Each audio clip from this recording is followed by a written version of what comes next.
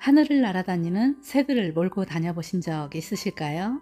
안녕하세요. 산골여행입니다. 6월에는 서리태, 백태, 콩을 심는 계절입니다. 농부들이 밭을 갈고 콩을 심어 놓고 찾아오는 새들을 쫓느라 조류 퇴치 방법들을 총동원합니다. 저희 농장에도 올해 서리태 콩을 심었는데요. 비둘기와 꿩들의 놀이터가 되어주고 있는 것 같아서 걱정입니다. 콩 씨앗을 파종하고 콩이 뾰족뾰족 올라오기 시작했는데요. 이때가 되면 온갖 새들이 몰려들기 시작합니다. 이때에 그냥 방치해두면 씨앗을 다시 파종해야 할 정도로 씨앗을 남겨주지를 않기 때문에 조류 피해가 심각하답니다. 이곳은 제 블루베리 농장입니다. 과수원에서도 새들 때문에 피해를 너무 많이 보고 있는데요. 과일이 이렇게 비대해지면 올해에는 어떻게 새들과 전쟁을 치를지 걱정이 앞서게 되는데요. 이 열매 좀 보세요. 발로 찍어 놓고 부리로 찍어 놓고 송이째 떨어뜨리고 정말 심각하지요? 블루베리가 익어가기 시작해도 예전에는 조생종은 조류 피해를 입지 않았었는데요. 야생에서 살고 있는 새들도 블루베리의 맛을 지금은 기억하고 있는 것 같습니다. 지금은 조생종 첫 수확하기도 전부터 하나하나 익어가는 귀한 열매들을 콕콕 찍어서 상처를 내기 시작합니다. 달콤하고 맛있는 열매를 어찌나 잘 찾아내는지요. 농사 짓고 있는 저보다 어디에 맛있는 열매가 있는지 잘도 찾아낸답니다. 하나씩 따서 배부르게 먹고 돌아가면 걱정하지 않을 텐데요. 익어가는 모든 열매들을 콕 찍어서 상처만 내놓고 이리저리 온 농장을 휘젓고 다닌답니다. 이때에는 모든 참새들을 잡아서 죽어라 때려주고 싶답니다. 그래서 조류 퇴치 방법들을 이것저것 안 해본 것이 없을 정도입니다. 이거 보세요. 크레조를 농장에 달아 놓아서 냄새를 풍기면 근처에 오지 않는다고 해서 농장에 수도 없이 걸어 놓았는데요. 효과는 일주일 정도였고요. 이런 것들도 사용해 보았는데요. 새들이 며칠만 지나면 바로 옆에까지 와서 놀다 갑니다. 새들을 쫓아다니다가 넘어지기도 하고 힘들어서 이걸 사용해 보았는데요. 소리 한번 들어보실까요?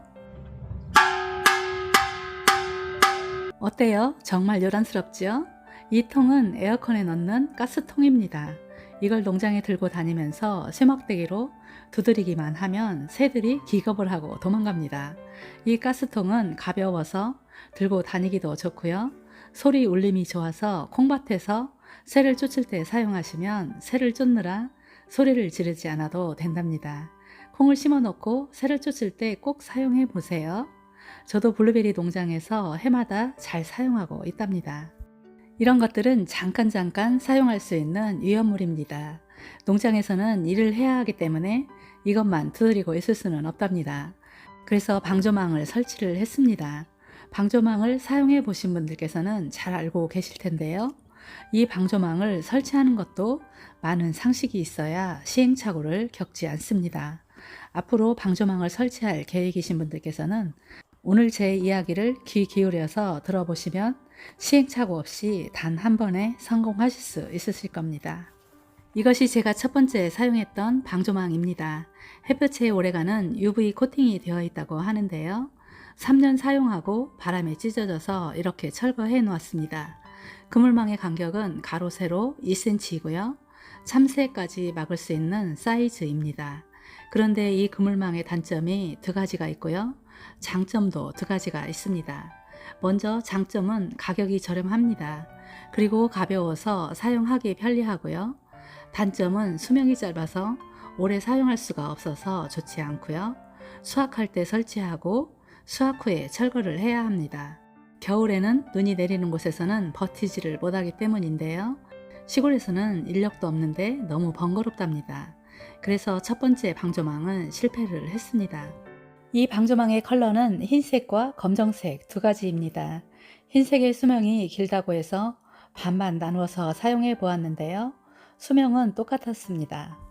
두 번째 사용한 방조망입니다. 그물망의 간격은 가로 세로 3cm입니다. 수명이 오래 가고 재질이 매끄러워서 눈이 와도 쌓이지 않고 쏙 빠진다고 해서 설치를 했답니다. 금액도 많이 지불하고 구입했는데요. 겨울에 눈은 쌓이지 않고 쏙쏙 빠지기는 하는데요. 참새들을 막을 수는 없었습니다. 참새가 피해를 주어봐야 얼마를 주겠어 하시겠지만 참새 때가 한번 지나가면 과일은 수확할 것이 남아있지 않습니다. 이렇게 방조망을 설치해 놓고 과일이 하나둘 익어가기 시작을 했는데요. 방조망 안에는 참새들의 천국이 되어 주었답니다. 큰 새들과 경쟁하지 않아도 되니까요. 참새들이 어찌나 영리한지 모릅니다. 똑똑한 참새들이 옆면으로 휙휙 날아서 들어오기 시작을 했습니다. 그래서 옆면을 촘촘한 나락망으로 모두 막았답니다. 정말 고생이 많았겠지요? 시골 생활은 초보 농부에게는 시행착오가 일상이랍니다. 에휴, 옆에를 막았더니 이제는 천정에서 머리를 콕 박고 들어오기 시작을 합니다. 시간이 흐를수록 기술이 늘어서 날아다니다가도 천정으로 쏙 들어옵니다. 제 능력으로는 이 넓은 하늘을 가릴 수 있는 방법도 찾을 수가 없었답니다. 그래서 이 방조망을 설치하고 4년을 버티다가 올해에는 3cm짜리 방조망도 철거하기로 결정했습니다. 제가 귀농하기 전에는 나무만 잘 키우면 되는 줄 알았습니다. 블루베리 농장을 계획 중이시거나 과수원을 경영할 계획이시라면 너무 쉽고 단순하게 생각하시면 귀농한 것을 후회하게 되실 겁니다. 저와 같이 시행착오를 겪어온 농부들이 현장에서 겪고 있는 고충들을 많이 알아두시면 경제적인 손실과 황금 같은 시간을 아낄 수가 있고요. 빠르게 성공하실 수가 있습니다. 제 블루베리 열매들은 이렇게 건강하게 비대해지고 있습니다. 이제 곧 여기저기서 보랏빛 블루베리들이 하나둘 보이기 시작할 거랍니다.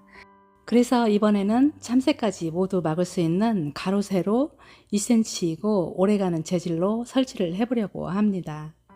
그래서 농장의 방조망 사이즈를 측정하고 있답니다.